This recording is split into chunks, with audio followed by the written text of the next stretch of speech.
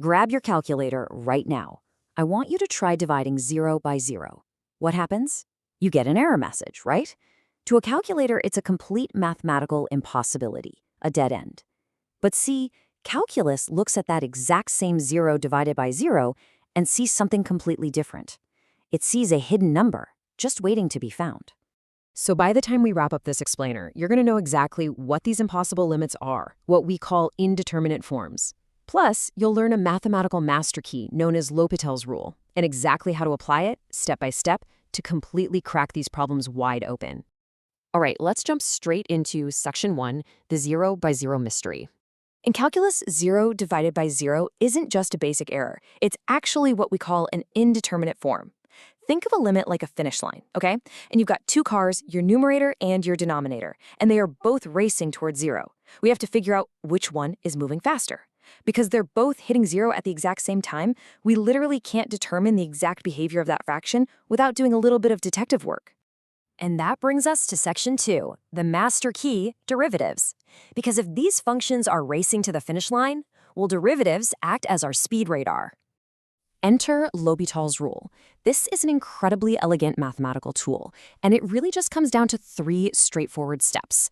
Step 1, you verify that the limit is actually 0 over 0 or infinity over infinity. Step 2, you differentiate the numerator and the denominator completely separately. And step 3, you just evaluate the new limit. Now wait, this is super important. Please do not make this classic mistake. When you see a fraction, your brain might instantly scream quotient rule. Ignore it. Throw the quotient rule out the window for this. L'Hopital's rule is way easier. We're just taking the derivative of the top and the derivative of the bottom completely independently of each other. Let's actually look at a real example to make this concrete. We've got the limit as x approaches 0 of the quantity 1 minus cosine of x, all divided by x. Now, if you just plug in 0 right off the bat, the top becomes 1 minus 1, which is 0. The bottom becomes 0, so boom, we have our indeterminate form. Perfect. So, time to use the master key. We take the derivative of the top, which gives us sine of x. We take the derivative of the bottom, which is just x, so that becomes 1. Now let's evaluate this shiny new limit and plug in 0 again. The sine of 0 is 0, divided by 1, and just like that, our impossible limit evaluates to simply 0. Okay, now that we've got the basic mechanics down, let's look at another weird scenario in Section 3, infinity divided by infinity. Check this one out. The limit as x approaches infinity of 3x plus 5 over 2x plus 1. Here, both the top and the bottom are just going to grow forever, which gives us an indeterminate form of infinity over infinity. But the beautiful thing is, our master key works exactly the same way here. And this really shows off how powerful L'Hopital's rule is. The derivative of 3x plus 5, it's just 3. The derivative of 2x plus 1, it's just 2. That massive, scary infinite limit effortlessly collapses down to 3 over 2, or 1.5. Literally, no messy algebra required.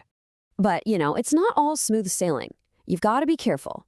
Which brings us to Section 4, the rule's fatal trap. You're probably thinking right now, if this rule is basically magic, why don't I just use L'Hopital's on every single limit problem I ever get? Well, let's look at the limit as x approaches 1 of x squared plus 5 over 3x plus 4. What happens if we excitedly use the master key right away?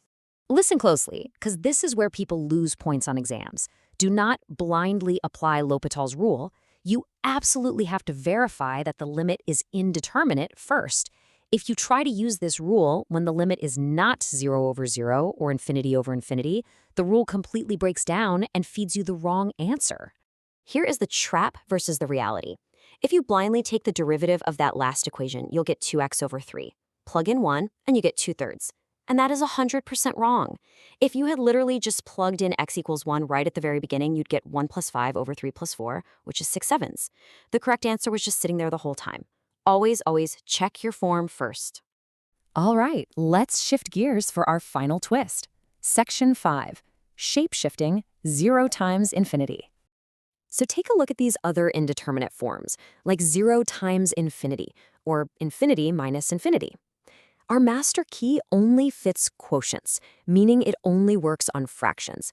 So to solve these weird product forms, we actually have to get a little creative and shape-shift our problems.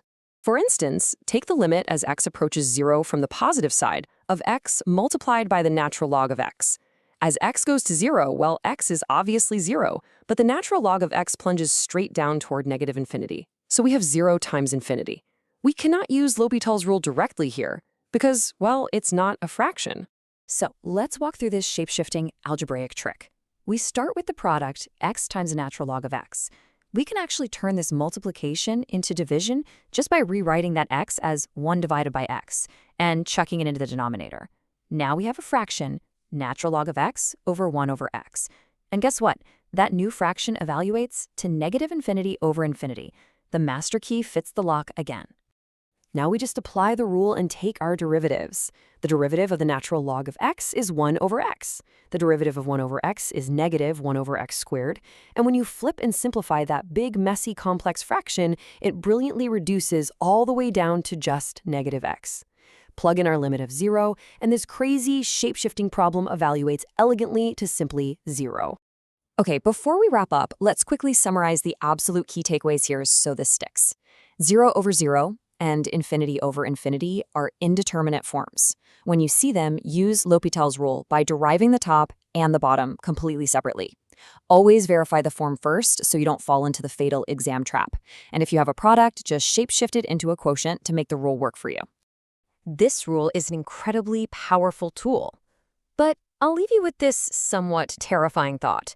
What if taking the derivative actually makes the fraction even more complicated? What if you get trapped in this endless looping nightmare of derivatives? Well, that is exactly why you're going to want to join me for